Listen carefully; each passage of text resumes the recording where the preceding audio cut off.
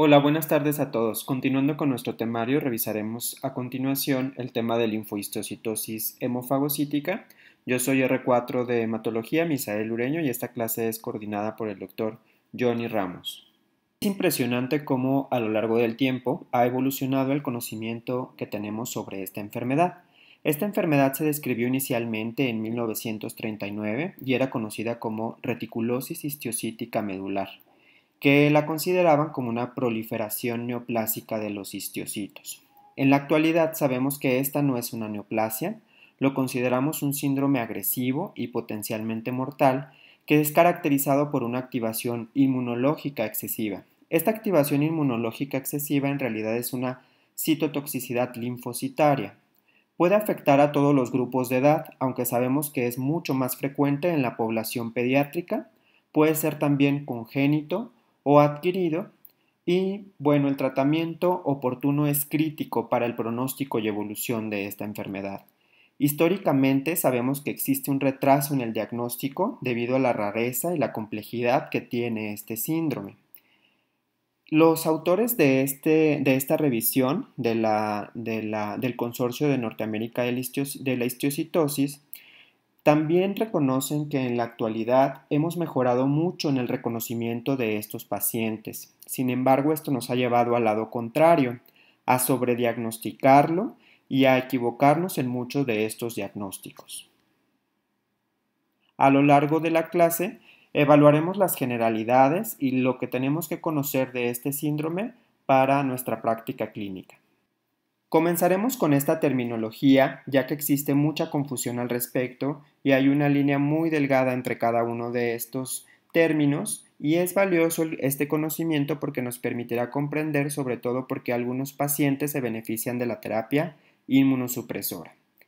Comenzamos en esta parte donde el síndrome hemofagocítico va a ser todos aquellos pacientes que cumplen los criterios de síndrome hemofagocítico y que tienen un cuadro clínico característico.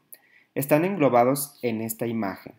Pero hay dos grandes grupos de pacientes que tienen un síndrome hemofagocítico. Los pacientes que tienen una enfermedad hemofagocítica están en este azul claro, y los pacientes que tienen una enfermedad imitadora del síndrome hemofagocítico que están en este azul más oscuro. Claramente estos pacientes aquí en azul claro van a tener un problema de disregulación inmunológica. Su principal problema va a ser un trastorno inmunológico, por lo tanto estos pacientes se beneficiarán del tratamiento inmunosupresor. Este grupo de pacientes son, por ejemplo, los de etiología genética o linfohistiocytosis hemofagocítica familiar, que obviamente se van a beneficiar de la terapia inmunosupresora.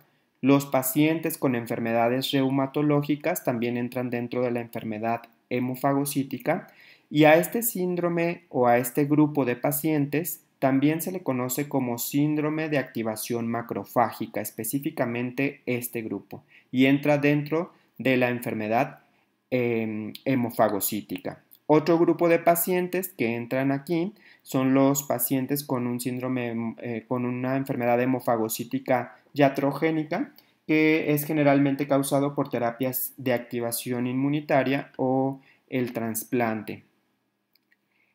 Vemos en azul oscuro este otro grupo de pacientes que les comentaba que se conoce como una enfermedad imitadora de síndrome hemofagocítico. Estos pacientes sí cumplen los criterios para síndrome hemofagocítico, pero su principal problema no es un problema inmunológico.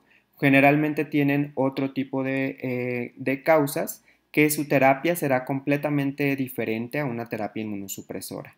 Por ejemplo, los pacientes con enfermedades malignas, cuyo tratamiento pues obviamente será la quimioterapia dirigida a esa neoplasia que tenga el paciente, o por ejemplo un paciente con VIH, cuyo tratamiento será pues su terapia antirretroviral. Vemos que aquí está este grupo de pacientes entre las dos, entre una enfermedad imitadora y entre una enfermedad hemofagocítica, porque pues cierto grupo de pacientes se benefician de la terapia inmunosupresora, pero a grandes rasgos esta es la división que nos proponen del síndrome hemofagocítico. la enfermedad hemofagocítica, cuya principal problema es una disregulación inmune, y la enfermedad imitadora hemofagocítica, que sí cumple criterios para síndrome hemofagocítico, pero que no se benefician de la terapia inmunosupresora porque tienen otros problemas. El síndrome de activación macrofágica, ya les mencionaba, los pacientes que tienen una condición reumatológica o autoinmune que les cause el síndrome hemofagocítico.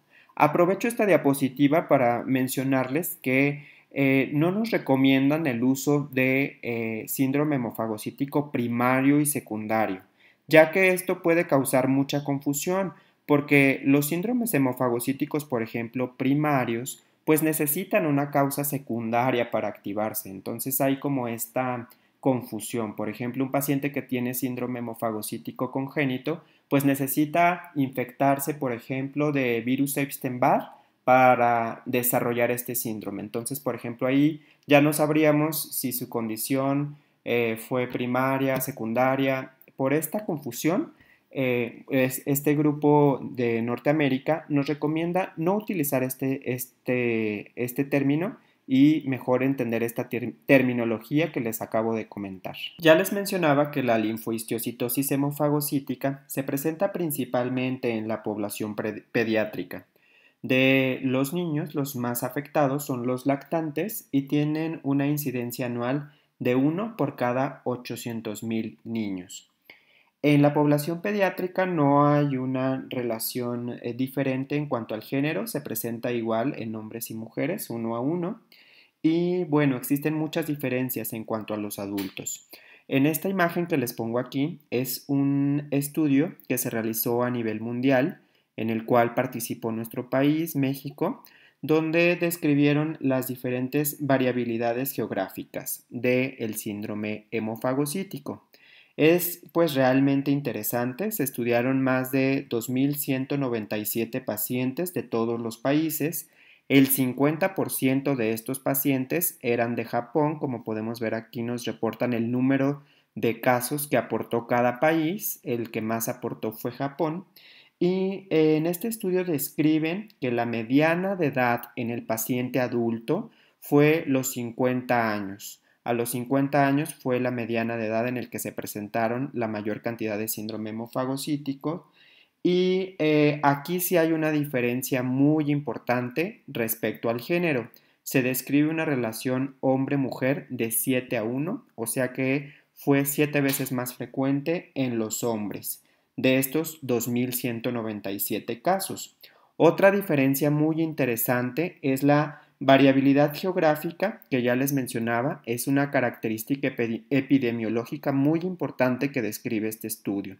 ¿Por qué? Porque vemos cómo en los diferentes países fueron muy diferentes las causas que desencadenaban el síndrome hemofagocítico. Esto nos hace pensar que hay trastornos genéticos y agentes desencadenantes muy diferentes en cada país y sobre todo que hay una relación étnica muy importante. ¿A qué me refiero con esto? Bueno, vamos a ver que en los países occidentales como Estados Unidos, Francia, España, Italia, lo más frecuente fueron infecciones, que lo podemos ver en verde, o estos agentes virales como virus Epstein-Barr o VIH. Pero en los países asiáticos, lo más frecuente en Japón y Asia fueron las neoplasias, como lo podemos ver acá en color rosa. Nos muestran aquí en los países que más aportaron casos cuáles fueron los agentes etiológicos de este síndrome hemofagocítico y destacan mucho en los resultados del estudio esta diferencia que hay entre las causas infecciosas en los países occidentales y las causas neoplásicas en los países asiáticos. En el caso de los pacientes pediátricos, obviamente antes de buscar una enfermedad predisponente más un factor disparador, tenemos que pensar en diversos trastornos genéticos. Estos trastornos genéticos también pueden presentarse en el adulto, aunque son mucho menos frecuentes. Las alteraciones de estos genes van a actuar mediando la citotoxicidad a través de las perforinas que vamos a explicar más adelante en esta imagen. Aquí en estos cuadros les muestro las principales mutaciones genéticas que se presentan en la linfohistiocytosis hemofagocítica familiar. Este cuadro nos explica las diferentes etnias y cómo son más frecuentes algunas en diferentes razas. Pero en general lo que tenemos que quedarnos es que la más frecuente es la mutación de perforina 1 y UNS13. Estas dos mutaciones son las más frecuentes en todas las razas. Otra consideración importante es que entre menor edad tenga el paciente, tenemos mayor probabilidad de encontrar una mutación. Por ejemplo, los bebés menores de un mes tenemos 45% de probabilidad de encontrar una mutación genética causante de síndrome hemofagocítico y un paciente pediátrico de mayor de 2 años solamente tenemos el 6% de probabilidad. Entonces, entre más grande es el paciente, pues menor va disminuyendo la probabilidad de encontrar estas mutaciones genéticas. Les voy a explicar cómo los linfocitos T y las células NK a través de las perforinas van a causar la apoptosis de los macrófagos o de las células blanco. En este caso, el linfocito T o la célula NK va a reconocer a la célula blanco a través de distintos mecanismos y una vez que lo reconoce va a empezar a degranularse hacia la célula blanco. Esta degranulación va a suceder a través de estas perforinas. Se liberan perforinas hacia la célula blanco. Estas perforinas, que es esto que vemos aquí, van a causar diferentes poros en la membrana de la célula blanco. Estos poros van a propiciar dos situaciones. Una es que liberarán granzimas. Las granzimas activarán la cascada de las caspasas y se va a activar la apoptosis o la muerte celular programada de esta célula blanco. Y otro mecanismo que causan las perforinas es que va a ocasionar poros en la membrana, va a alterar el equilibrio osmótico de la célula, causando también la lisis a través de alteraciones osmóticas. Entonces, es así por el cual en condiciones normales desaparecen estas células blanco o los macrófagos. En los pacientes con síndrome hemofagocítico familiar o linfohistiocytosis hemofagocítica familiar, tenemos diferentes mutaciones que van a alterar estos mecanismos, por lo cual va a eliminarse este mecanismo de apoptosis y el mecanismo de lisis celular por el cambio osmótico, porque no se va a poder hacer bien este mecanismo que les acabo de explicar. Y tenemos aquí las diferentes mutaciones. Ya les mencionaba que la más común es perforina 1, que está aquí. No se puede llevar a cabo esta producción de poros en la membrana, por lo cual ya no se va a llevar a cabo toda esta cadena que les acabo de explicar. Y algunas otras mutaciones. Les mencionaba que la segunda más frecuente es UNS13 o MUNC13, que lo que va a ocasionar es que no se pueda unir o reconocer esta célula blanco. Entonces es así como en estos pacientes con síndrome hemofagocítico familiar se causa es la fisiopatología de estos pacientes. También en la linfohistiocytosis hemofagocítica del adulto, que no tiene que ver con trastornos genéticos, están disminuidas las perforinas, pero bueno, son por mecanismos distintos. Lo primero que tenemos que entender para comprender la fisiopatología de esta enfermedad es que se tiene que presentar una enfermedad predisponente más un factor desencadenante o disparador. Tenemos que tener uno de estos y uno de estos para que se desarrolle la linfohistiocytosis hemofagocítica. Este es una imagen que se publica en el estudio que les mencioné a nivel mundial con 2.194 pacientes, todos adultos, y vemos cuáles fueron las principales enfermedades predisponentes y los principales disparadores o desencadenantes.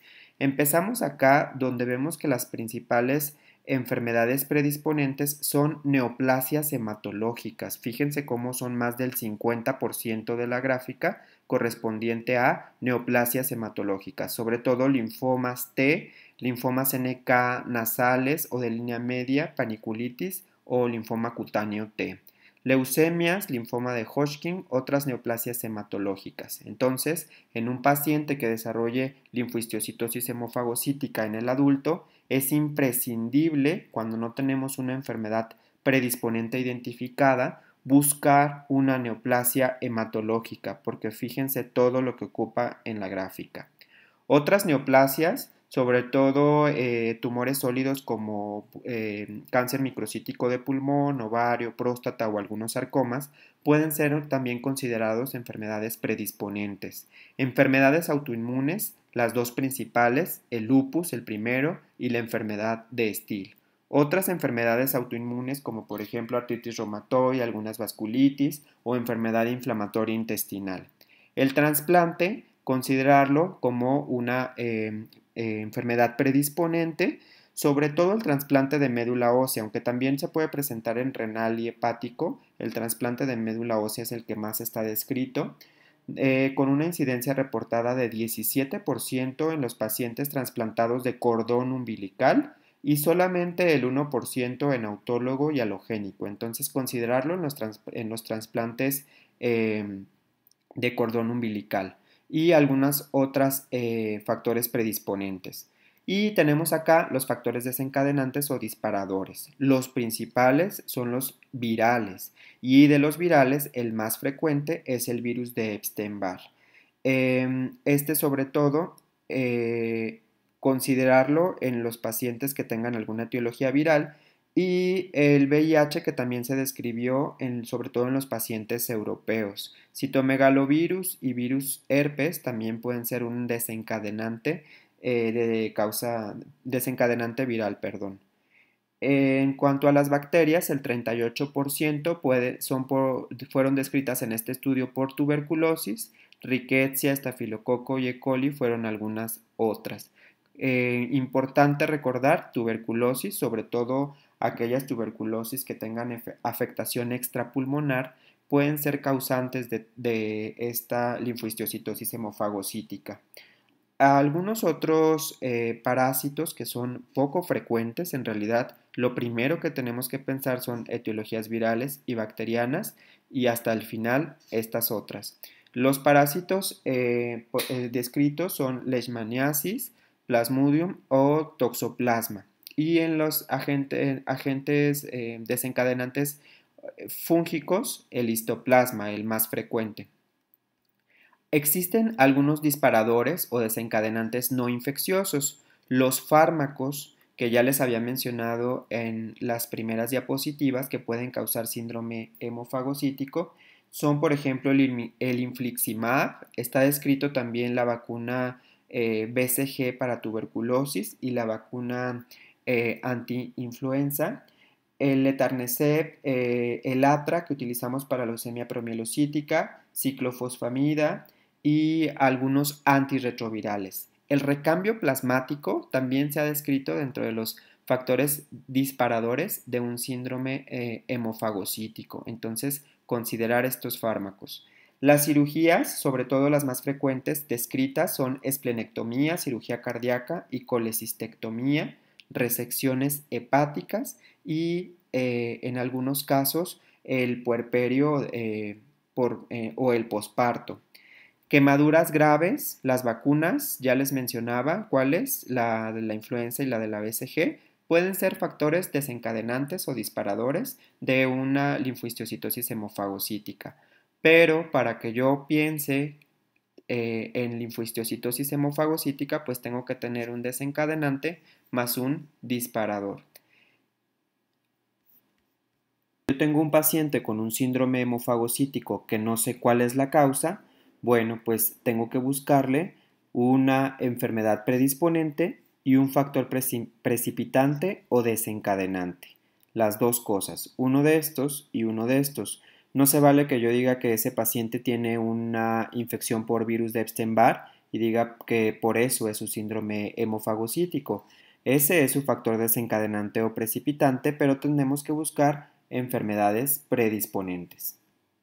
Presento algunos elementos importantes de la fisiopatología de la linfohistiocytosis hemofagocítica. Acá en color verde vemos esa susceptibilidad genética, sobre todo en la población pediátrica, Las principales mutaciones, perforina 1 la más común, causante de este síndrome hemofagocítico familiar, algunas inmunodeficiencias o síndromes genéticos como Shediac-Higashi o síndrome de Griscelli, que son los más frecuentes, y en el caso del adulto, las enfermedades predisponentes que ya veíamos en las diapositivas anteriores y los factores desencadenantes o precipitantes que también ya los habíamos mencionado.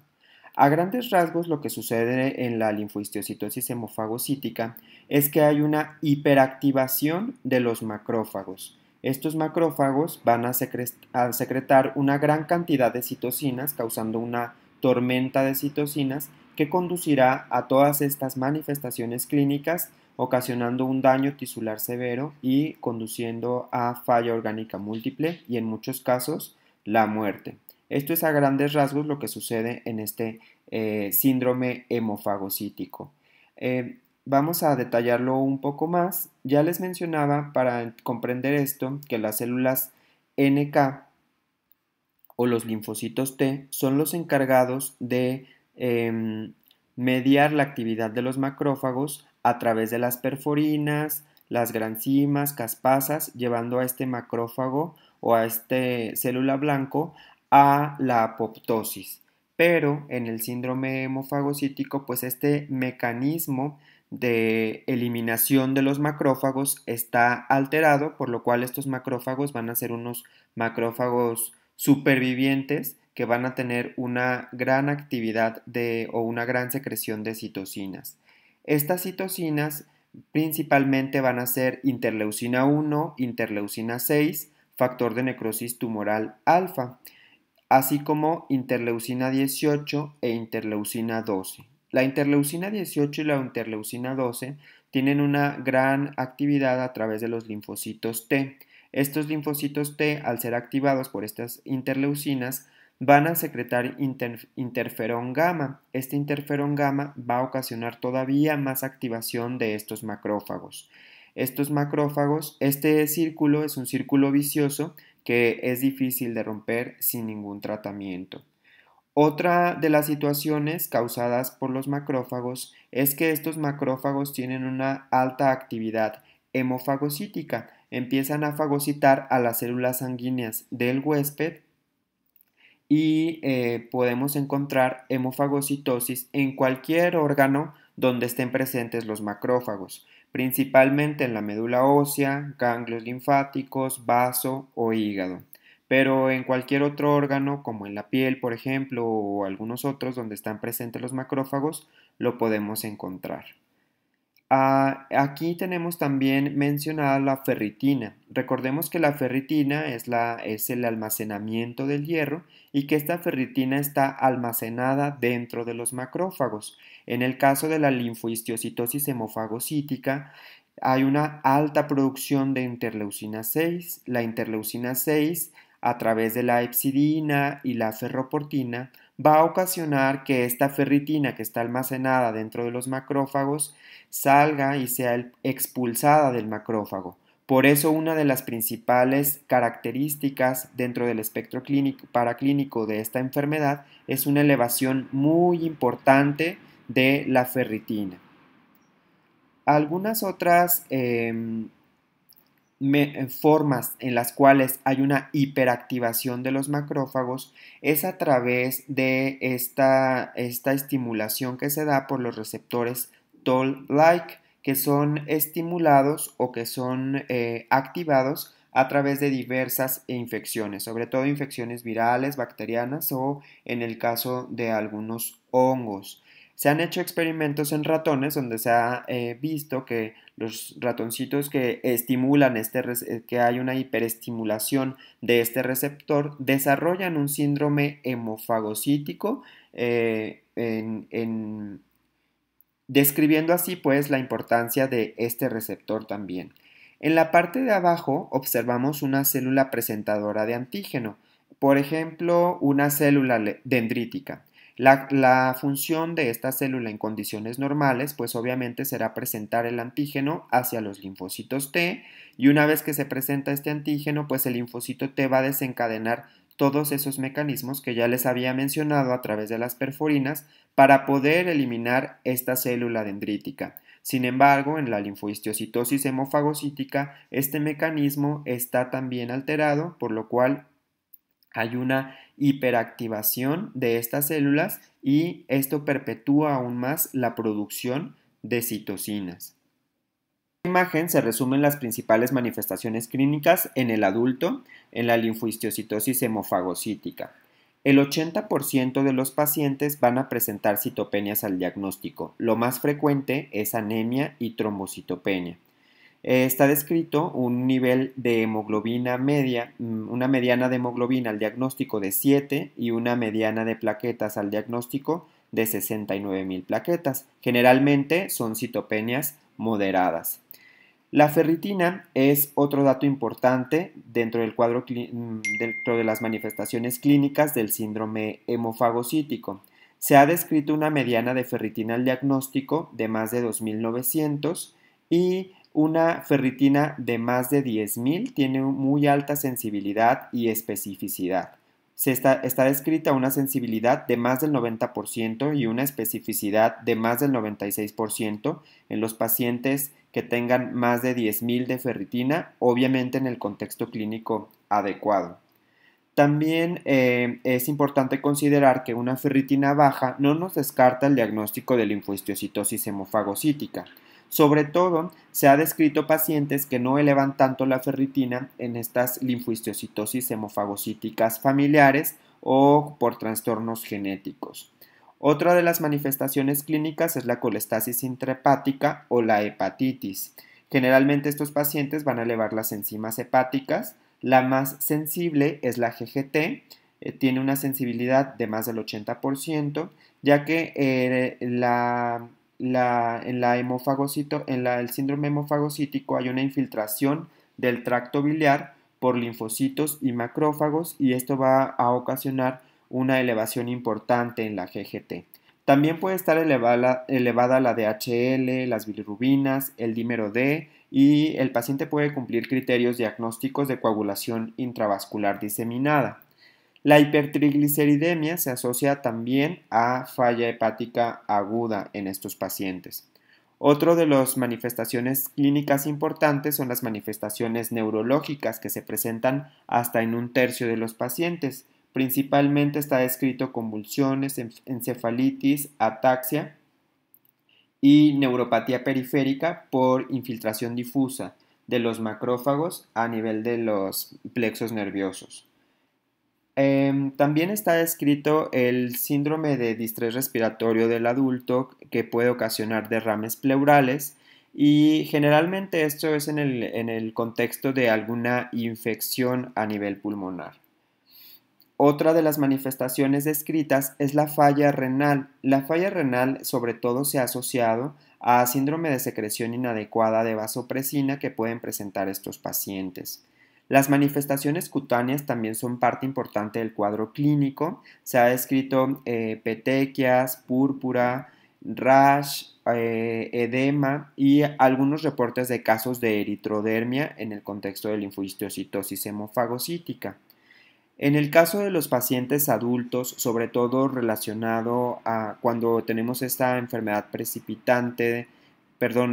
predisponente como linfomas o alguna neoplasia, tenemos fiebre típica intermitente o pérdida de peso importante.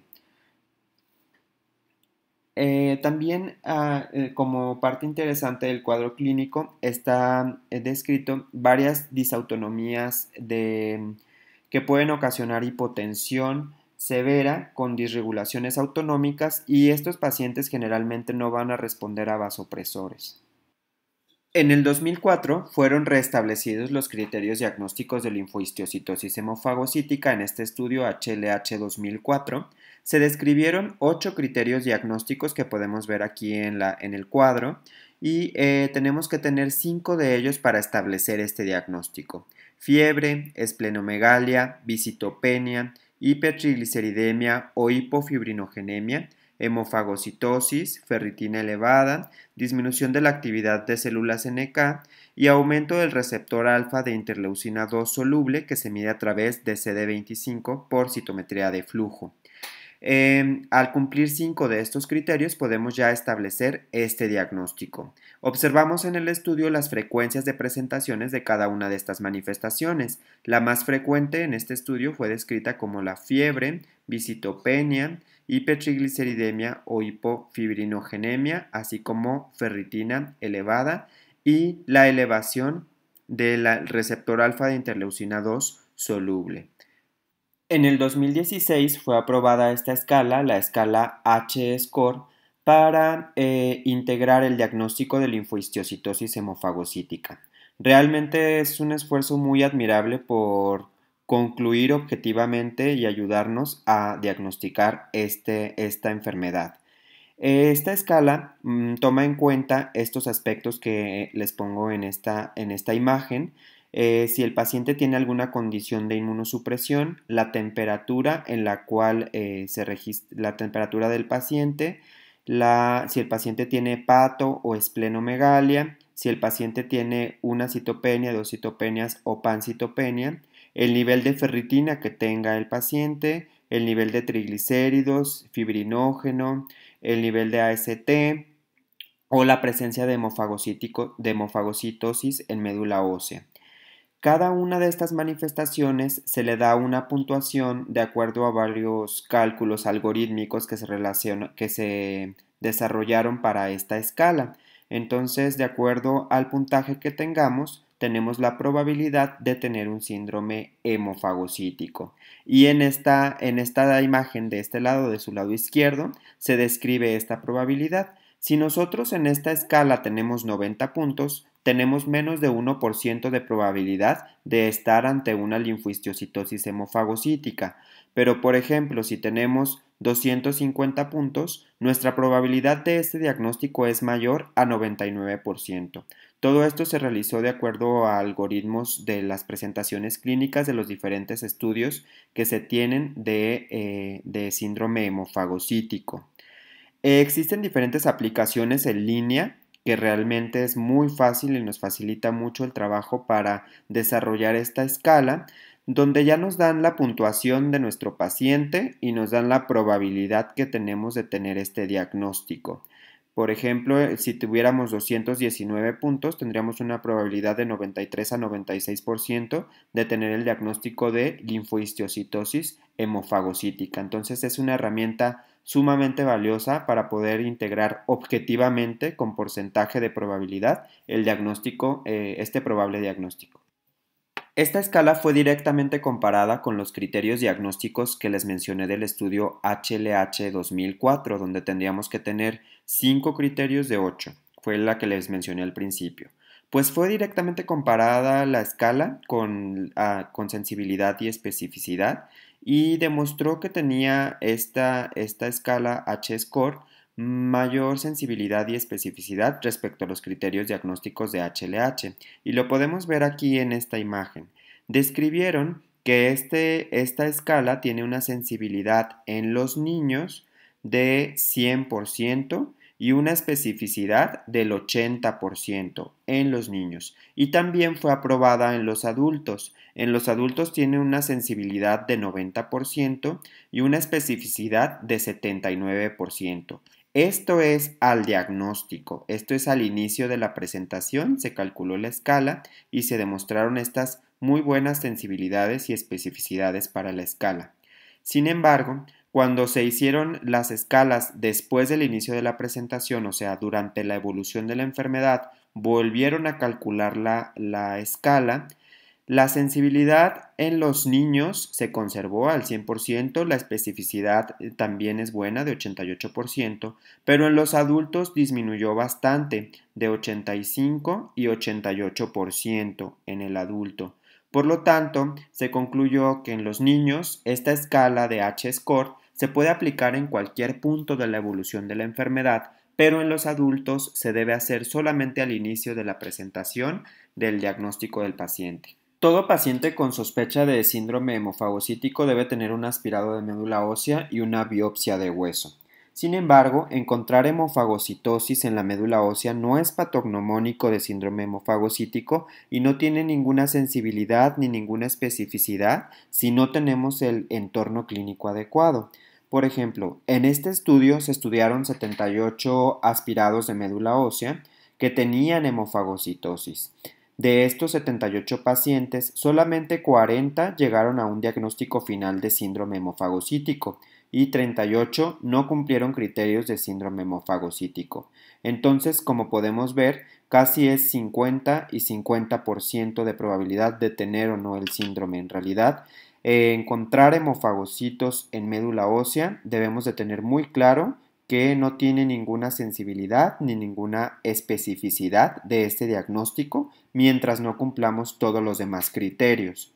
Ahora, las características de los hemofagocitos nos pueden hacer sospechar si realmente esto se trata de un síndrome hemofagocítico o no. Esto ya está ampliamente descrito y las células los hemofagocitos que tienen células nucleadas adentro de su citoplasma se correlacionan fuertemente con un síndrome hemofagocítico y cuando tienen más de una célula, pues tienen mayor porcentaje de probabilidad de tratarse de un síndrome hemofagocítico. De tal manera que cuando tenemos un hemofagocito que está fagocitando un eritrocito sin núcleo o plaquetas o que tiene detritus celulares nada más, pues esos hemofagos en realidad es poco probable que sean por un síndrome hemofagocítico. Pero si encontramos un hemofago que tiene múltiples células nucleadas, pues tenemos alta probabilidad de que este hemofago sea por un síndrome hemofagocítico. Esto se demuestra en esta revisión donde aquí estudiaron diversos aspirados de médula ósea y fíjense cómo en los pacientes que encontraron hemofagos con múltiples células nucleadas, 37 pacientes llegaron a este diagnóstico y 4 no tuvieron el diagnóstico de hemofago. Entonces, si tenemos células nucleadas en los hemofagos, muy probablemente se trate de un síndrome hemofagocítico y cuando son múltiples, pues más. Ahora, otra consideración que hacen en este artículo que me llamó mucho la atención es que dicen que el autor dice que el encontrar hemofagocitos en realidad es tranquilizador para los médicos, pero que no es un criterio necesario. Entonces, si no encontramos hemofagos, pues tampoco descartamos este diagnóstico. En muchas revisiones se recomiendan los aspirados de médula ósea seriados para documentar esta hemofagocitosis. Sin embargo, el autor pues dice que el autor de esta revisión dice que en realidad no está recomendado estos aspirados seriados porque podemos tener el diagnóstico en realidad sin tener hemofagos presentes. Ahora, ¿cuántos hemofagos tengo que encontrar para concluir este diagnóstico o para tomarlo como positivo en la escala de H-score? Pues no hay un número. Está establecido que debemos revisar al menos 500 células y de esas 500 células con que encontremos un hemofagocito ya podemos tomarlo como un diagnóstico positivo en nuestra escala de H-score. Otra consideración es que tenemos que tener mucha paciencia al revisar un aspirado de médula ósea cuando estamos buscando hemofagocitos. Podemos tardarnos hasta más de una hora. El tiempo promedio que mencionan en este artículo es de media hora a una hora para encontrar un hemofagocito en muchos de los casos. Entonces, tenemos que teñir todas nuestras laminillas y tenemos que revisar toda la laminilla para poder encontrar estos hemofagos. Esta imagen nos ilustra algunos ejemplos de lo que acabamos de mencionar. Vamos a mencionarlos rápidamente. Aquí, por ejemplo, tenemos un histiocito en un paciente con un síndrome hemofagocítico y hay algunas diferencias que los destacan de los histiocitos normales. Esto es que tienen un contorno redondeado y que pueden tener algunas proyecciones citoplasmáticas como las vemos aquí, acá, Entonces, estos histocitos son histocitos que se han correlacionado con síndrome hemofagocítico. Este no se considera un hemofagocito, es un histocito en un paciente con un síndrome hemofagocítico. En este lado, en la imagen B, observamos un hemofagocito que está fagocitando un glóbulo rojo maduro. Estos son los que yo les mencionaba que tienen una baja probabilidad de tratarse de un síndrome hemofagocítico, porque tienen una célula que no está nucleada y solo es una célula. De este lado podemos observar un hemofago que está fagocitando un granulocito. De este lado observamos un hemofagocito con múltiples glóbulos rojos ya maduros, como los vemos acá, y un granulocito. Estos hemofagos que tienen varias células fagocitando sí se correlacionan altamente con el diagnóstico de síndrome hemofagocítico.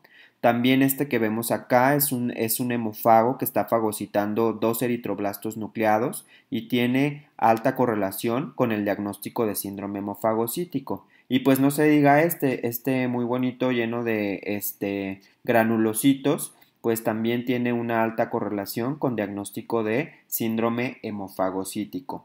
A diferencia de este histocito que vemos que tiene detritus celulares en el citoplasma. El citoplasma está muy mal definido, no está disperso, no está redondeado y los eritrocitos que tiene son eritrocitos que pues no podemos decir en realidad que está fagocitándolos porque no está definido bien el citoplasma. Entonces, este tipo de histocitos no debemos considerarlos como hemofagos en realidad y no se deben describir como tal. La biopsia de hueso tiene un alto rendimiento diagnóstico y es de mucha utilidad para describir hemofagocitosis, sobre todo con patólogos experimentados. Los macrófagos activados tienen en su membrana este receptor que es CD163. Este receptor es el receptor de eliminación de hemoglobina y aptoglobina. Recuerden que los macrófagos juegan un papel muy importante en el catabolismo de la hemoglobina a través de este receptor. Entonces les menciono esto porque la biopsia de hueso, cuando la teñimos con este marcador CD163, nos ayuda de una manera muy importante para marcar estos hemofagos. Como podemos observar en esta imagen, vemos esta es una tinción con CD163 y observamos aquí múltiples hemofagocitos en esta biopsia de hueso. Otro de los criterios diagnósticos que les había mencionado inicialmente del estudio HLH 2014 se describe como uno de estos criterios los niveles elevados del receptor alfa de interleucina 2 soluble. ¿Qué es esto o por qué lo medimos y por qué se presenta en el síndrome hemofagocítico?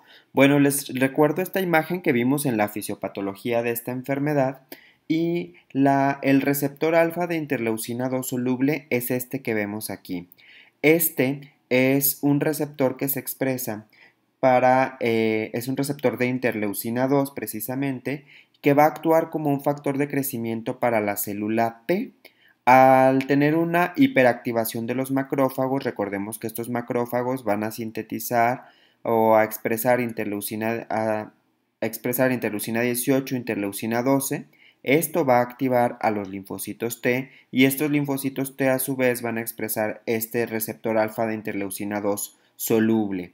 Es así como en los pacientes con síndrome hemofagocítico este receptor se eleva de una manera muy importante. ¿Cómo medimos este receptor? Lo medimos a través de marcadores. El marcador que lo mide es el CD25 y por eso la elevación de la expresión de CD25 es uno de los criterios diagnósticos para el síndrome hemofagocítico.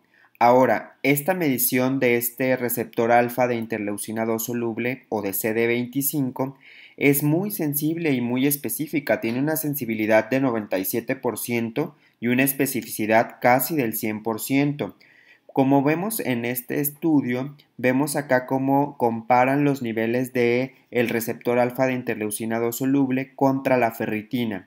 Hay una correlación muy importante entre estos dos estudios. Cuando se eleva este receptor alfa de interleucina 2, también está elevada la ferritina, como podemos ver aquí en la imagen.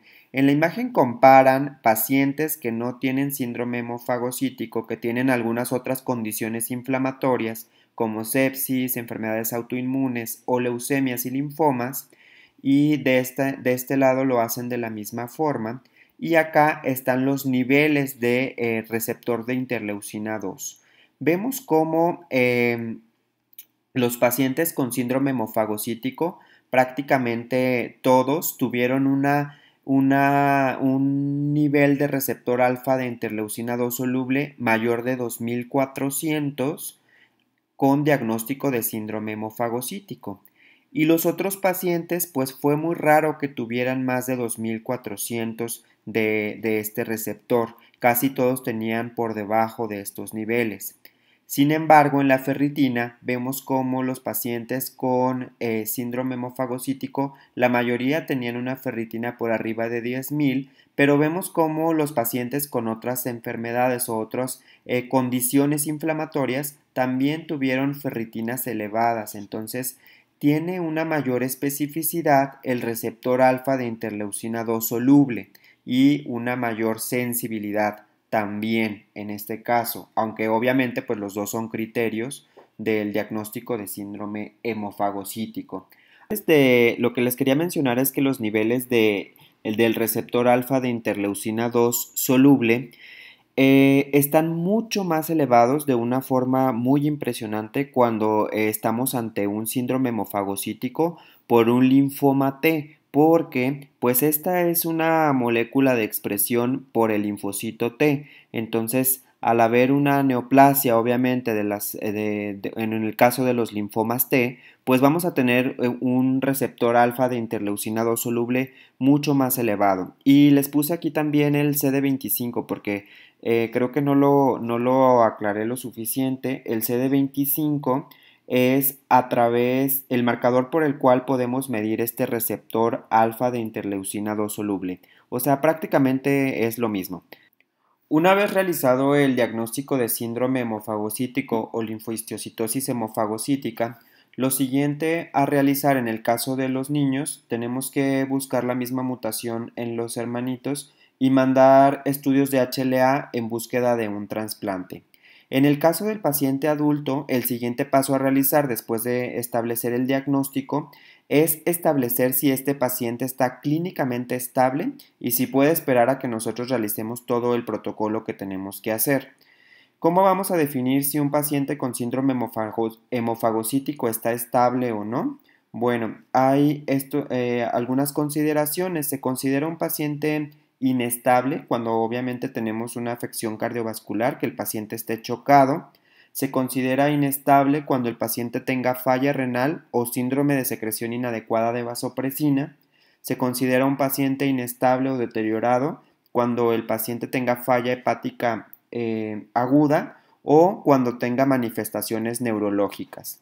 En este caso, cuando identifiquemos estas situaciones, se establece como un paciente deteriorado o clínicamente inestable y nuestro siguiente paso a realizar es que inmediatamente, aún sin conocer la causa de este síndrome hemofagocítico, necesitamos iniciar protocolo HLH de quimioterapia. No debemos de retrasar este tratamiento en búsqueda o en espera de resultados de laboratorio o algunas otras pruebas.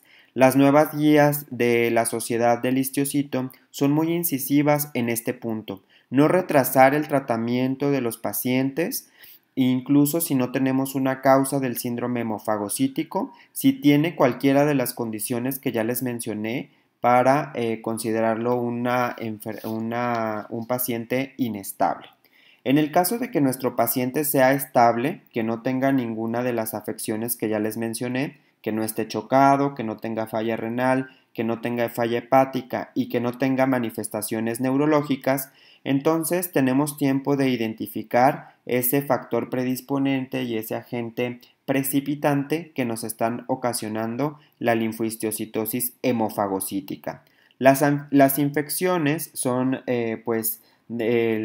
lo más frecuente, y tenemos que ser muy agresivos al tratamiento, al iniciar un tratamiento antimicrobiano para infecciones. El tratamiento debe ser de amplio espectro, dependiendo de nuestra sospecha diagnóstica. El más frecuente es el virus de Epstein-Barr. Actualmente hay muchos estudios que respaldan el tratamiento del virus de Epstein-Barr con rituximab. La inmunoglobulina también ha descrito buenas respuestas, pero hay varios estudios que demuestran la superioridad del tratamiento con rituximab para estos pacientes.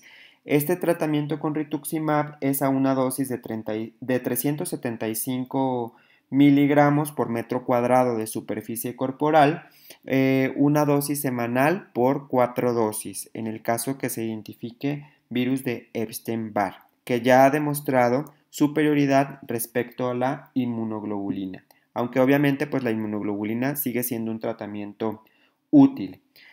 En los pacientes estables que responden adecuadamente a los antimicrobianos o al tratamiento dirigido para la infección a la cual nos estemos enfrentando, pues generalmente estos pacientes que responden bien no requieren ya un tratamiento de quimioterapia HLH. Estos pacientes pueden beneficiarse solo del tratamiento antimicrobiano sin necesidad de un protocolo para síndrome hemofagocítico. Y esa es la diferencia entre un paciente inestable a un paciente estable. Los pacientes estables podemos dar el tratamiento dirigido para lo que hacia lo que nos estemos enfrentando, y tenemos tiempo de valorar la respuesta de ese paciente, tenemos tiempo de diferir el protocolo HLH para ver si solamente va a responder o no a esa terapia dirigida.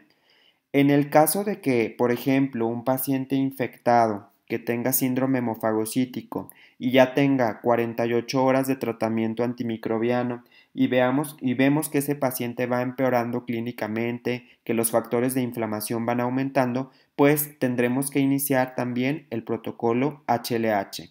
Entonces, este es como que lo más importante del tratamiento, identificar qué pacientes están estables, qué pacientes están inestables o deteriorados y qué pacientes tenemos que iniciar de urgencia el protocolo HLH.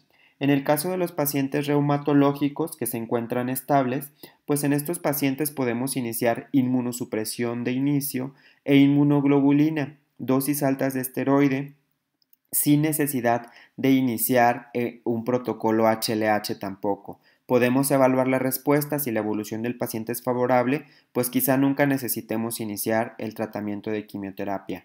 En el caso de síndrome hemofagocítico por fármacos, pues es imprescindible suspender el fármaco y evaluar la respuesta a las 48 horas. En caso que no tengamos respuesta, podemos considerar el uso de etopósido. En el caso de las neoplasias hematológicas, varias revisiones hacen sugerencia de iniciar primero el protocolo HLH modificado de acuerdo a las condiciones específicas del paciente, primero tratar el síndrome hemofagocítico y después iniciar el tratamiento dirigido para la neoplasia. Esto obviamente se tiene que individualizar y valorar muy específicamente a cada paciente. Y bueno, esto es lo principal en cuanto a este algoritmo diagnóstico. Creo que, bueno, en lo personal lo he hecho muchas veces mal. Es muy fácil equivocarnos en este punto. Por eso creo que este algoritmo realmente es muy útil. Para dejar claro lo que acabamos de mencionar en el algoritmo de la diapositiva anterior, les quise poner algunos ejemplos realmente pues muy sencillos para ilustrar lo que ya hemos visto. Son 4 pacientes y vamos a establecer qué es lo que tenemos que hacer inicialmente.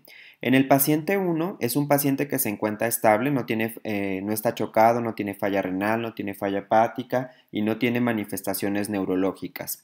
Tiene una hemoglobina de 8 con unas plaquetas de 100.000, tiene fiebre, esplenomegalia y al inicio tenía una ferritina de 3.000, pero a las 48 horas subió a 10.000. El dímero D al inicio 1.500 y a las 48 horas subió a 4.000. La ALT estaba al inicio en 100 y a las 48 horas subió a 500. Inicialmente, pues este paciente no tiene criterios de gravedad, se considera, perdón, un paciente estable, entonces inicialmente se decidió no iniciar el protocolo HLH, pero la reevaluación de las 48 horas demostró que todos los marcadores de inflamación se habían elevado, por lo tanto este paciente tiene indicación de un tratamiento de urgencia con protocolo HLH, aunque no tengamos todos los estudios completos. No podemos esperar a evaluar una respuesta de un tratamiento dirigido. Tenemos que iniciar quimioterapia HLH. En el caso del paciente número 2, es un paciente también estable, no tiene ninguna condición que se considere de deteriorado, como las que ya les mencioné. Tiene una hemoglobina de 10 y plaquetas de 150,000. Tiene fiebre, la ferritina es de 3,000, la LT es de 100, el dímero D es de 1500 que se mantuvo estable. Pues este paciente es un paciente que se considera estable de inicio y que puede esperar a que nosotros realicemos todo nuestro estudio, nuestro protocolo de abordaje y cuando encontremos algo iniciar el tratamiento dirigido, evaluar la respuesta a ese tratamiento. Pero si en algún momento este paciente presenta elevación de los marcadores de inflamación, pues tendremos que irnos a la otra parte del algoritmo e iniciar el tratamiento HLH. En el caso del paciente número 3, es un paciente estable. El paciente tiene antecedente de lupus eritematoso sistémico, tiene una hemoglobina de 10, plaquetas de 200,000, la ferritina está en 10,000, el dímero D en 3,000 y la LT en 500. Este es un paciente que se considera estable porque no está chocado, no tiene lesión renal, la falla hepática no cumple criterios para falla hepática aguda y no tiene manifestaciones neurológicas. Entonces, como tiene un antecedente de una enfermedad autoinmune, pues en este paciente podemos esperar a iniciar la inmunosupresión con dexametasona, reevaluamos la respuesta, quizá tengamos muy buena respuesta y no sea necesario iniciar el tratamiento HLH. En el caso igual de los demás pacientes, si presentara elevación de los marcadores de inflamación o algún criterio de inestabilidad, tendríamos que iniciar el protocolo HLH. Y para terminar, en el paciente número 4, es un paciente que consideramos inestable. ¿Por qué lo consideramos inestable? Porque tiene falla hepática aguda y porque tiene manifestaciones neurológicas. Tiene una hemoglobina de 6 y 20,000 plaquetas, una ferritina de 54,000, un dímero D de 4,500 y una ALT de 14,000. Obviamente este es un paciente inestable, no vamos a esperar o a diferir nuestro tratamiento en búsqueda de etiologías o en espera de resultados de laboratorio. Vamos a iniciar inmediatamente el protocolo HLH. Algo importante aquí es que en las guías de la Sociedad del Histiocito nos mencionan que no debemos de diferir el etopósido porque es un error muy frecuente diferir el etopósido ante la falla hepática aguda. Sí, el etopósido tiene un metabolismo hepático, pero la eliminación del etopósido es a través de la vía renal. Entonces, el etopósido se ajusta a función renal, pero en pacientes con falla hepática aguda podemos utilizarlo a una dosis terapéutica normal y no se debe de diferir en el contexto de falla hepática aguda. Tenemos que iniciar el protocolo HLH tal como se establece sin ninguna modificación, solamente se ajusta a función renal. En esta imagen les muestro resumido cómo se lleva a cabo el protocolo HLH. Hay dos tipos de protocolos, el de 1994 y el del 2004. Vamos a iniciar, les voy a mencionar posteriormente las diferencias, pero vamos a iniciar con el HLH de 1994. Este protocolo se divide en dos fases, una fase de inducción o una fase inicial y que llega hasta la octava semana. Son 8 semanas de inducción y posteriormente tenemos el mantenimiento o la continuación de la terapia.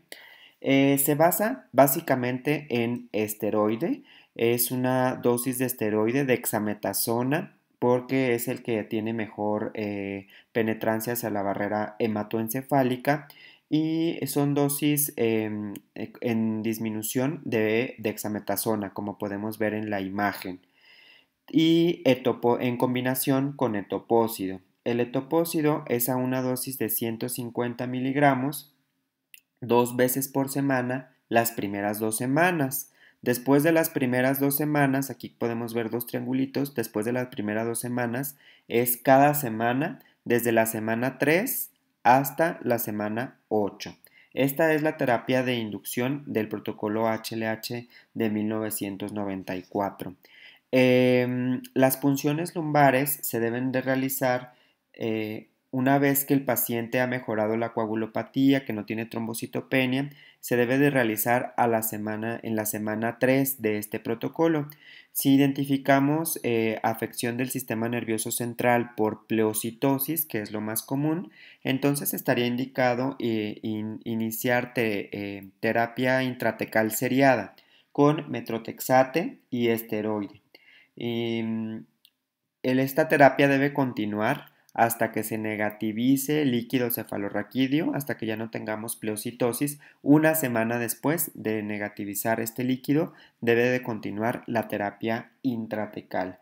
Entonces, posteriormente inicia la terapia de mantenimiento, que en el caso del protocolo HLH de 1994 es por 52 semanas. Importante lo que ya les mencionaba, el etopósido se ajusta a función renal, no se ajusta a función hepática, solamente en fallas hepáticas muy graves, fulminantes, con una bilirrubina mayor de 20, entonces se considera la dosis inicial al 50%, pero si no, no se ajusta más que a función renal. Mm, Otra cosa importante es la diferencia entre el protocolo HLH-94 y HLH-2004. Este protocolo del 2004, la gran diferencia es que la ciclosporina, como la ven aquí, la incluye desde la inducción. Esta inducción va esteroide, etopósido y ciclosporina. En realidad, el protocolo HLH 2004 no se ha comparado con el HLH de 1994. No tenemos un estudio comparativo que nos diga en realidad cuál es mejor, pero lo que sí es que no demostró superioridad y tampoco se ha demostrado un beneficio claro del uso de ciclosporina. En el caso de del autor de este artículo, dice que la ciclosporina tiene un riesgo muy elevado de síndrome de encefalopatía reversible posterior durante la inducción y recomiendan más el protocolo HLH-94 por este efecto adverso importante de la ciclosporina en la inducción.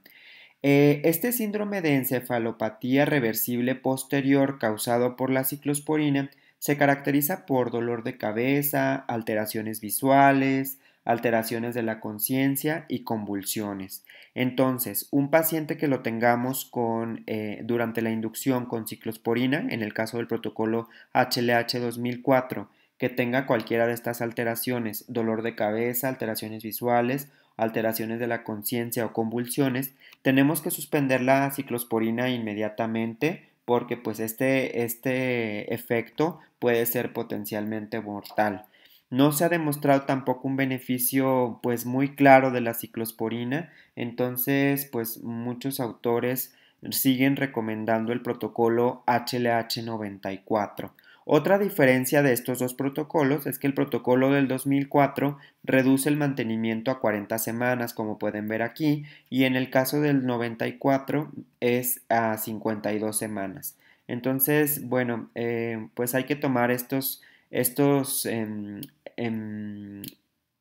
que les comento con reserva porque en realidad no existe un estudio comparativo. Lo que sí es que no ha demostrado, ningún estudio ha demostrado superioridad al HLH 94. Después de las 2 a 3 semanas de que iniciamos el tratamiento, tenemos que hacer una evaluación de la respuesta. ¿Cómo hacemos la evaluación de la respuesta? Pues clínicamente lo más objetivo es que el paciente ya no tenga fiebre y que disminuya la hepatoesplenomegalia. Y en cuanto a los estudios de laboratorio que haremos a la tercera semana para evaluar la respuesta al tratamiento, pues es la ferritina, el dímero D, las enzimas hepáticas y los marcadores de inflamación que ya conocemos. En el caso de que los pacientes no presenten mejoría después de nuestra evaluación a las 3 semanas de iniciar el protocolo HLH, que tengan una enfermedad refractaria o que no hayan tolerado el tratamiento HLH por toxicidades graves, en ese caso tenemos que considerar terapias de segunda línea. Las terapias de segunda línea más comúnmente descritas y lo más nuevo para este síndrome hemofagocítico es el emapalumab. El emapalumab es un anticuerpo bloqueante de interferón gamma, bloquea directamente al interferón gamma.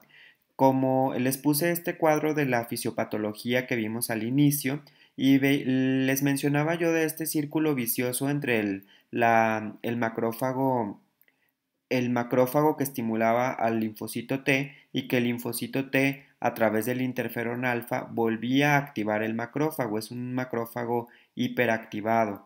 Entonces, a este nivel, el emapalumab, inhibe el interferón gamma, por lo cual va a disminuir esta tormenta de citocinas ocasionada por la hiperactivación de los macrófagos. El tratamiento que se ha establecido, el protocolo que se estableció con emapalumab, es combinado con dexametasona. Generalmente este tratamiento dura 48 días, tiene un 63% de porcentaje de respuesta y la supervivencia a un año fue del 90%. Este fármaco ya está aprobado por la FDA para niños y para adultos con un síndrome hemofagocítico refractario, que no hayan tolerado el protocolo HLH o que tengan una enfermedad progresiva. La Agencia Europea de Medicamentos lo aprobó solo para niños, pero la FDA lo aprobó para adultos y para niños. Otro de los tratamientos de segunda línea es el alemtuzumab, un anticuerpo monoclonal anti-CD52 que ha descrito respuestas hasta del 86% que regula la activación también de los linfocitos T. Y por último, el ruxolitinib, que ya está aprobado también como tratamiento de segunda línea para la linfohistiocytosis hemofagocítica. Como ya sabemos, pues es un inhibidor de JAK2 y lo que hace es disminuir la tormenta de citocinas ocasionada por el macrófago. Todos estos son tratamientos de segunda línea y pues han demostrado buenas respuestas. Las indicaciones del trasplante en el caso del síndrome hemofagocítico son muy precisas, sobre todo aquellos pacientes que tienen un síndrome hemofagocítico familiar con mutaciones o trastornos genéticos asociados. En el caso de los pacientes adultos, la falta de respuesta a la terapia inicial del protocolo HLH, que tengan compromiso del sistema nervioso central o que tengan una malignidad hematológica asociada. Obviamente lo más recomendado es un trasplante halogénico relacionado, pero existe una dificultad muy importante en este síndrome para encontrar familiares compatibles debido a que estos trastornos pues son genéticos. Antes de considerar a algún donador deben de descartarse estas mutaciones. La supervivencia a los 2 años después de un trasplante halogénico relacionado en el paciente con síndrome hemofagocítico es de 63%. De esta enfermedad, pues un paciente que tiene diagnóstico de síndrome hemofagocítico que no recibe tratamiento, su supervivencia es menor de 2 meses. En el caso de los adultos que son tratados con el protocolo HLH94, la supervivencia descrita a los 5 años es de 54%. Y en el caso de los pacientes que fallecen durante este protocolo, el 50% mueren en el primer mes. El compromiso neurológico es uno de los principales factores de mal pronóstico que reduce importantemente la supervivencia de estos pacientes. Los pacientes que no tienen compromiso neurológico tienen una supervivencia de 67% y los que tienen compromiso neurológico disminuye hasta 40% en algunas revisiones. En esta revisión de 162 pacientes adultos con síndrome hemofagocítico se describen los principales factores de mal pronóstico para mortalidad en estos pacientes. Los pacientes de mayor edad son los que peor pronóstico tuvieron, los que tuvieron la menor cuenta plaquetaria, entre más trombocitopenia, más mortalidad. Los pacientes que tenían alguna condición de inmunodeficiencia como VIH y linfoma, y los pacientes que no recibieron etoposide tuvieron una mayor mortalidad. Entonces, importante no diferir el etopósito del tratamiento de estos pacientes. Aquí en este mismo artículo relacionaron la supervivencia de los pacientes de acuerdo a la etiología del síndrome hemofagocítico. Los pacientes que tuvieron asociado algún proceso de malignidad fueron los que obviamente tuvieron menor supervivencia, los procesos infecciosos y bueno, acá arriba lo compararon con la enfermedad de Castleman. Espero que les haya servido la información y que la hayan comprendido. Hasta aquí terminamos esta clase. Estoy al pendiente cualquier duda en el foro.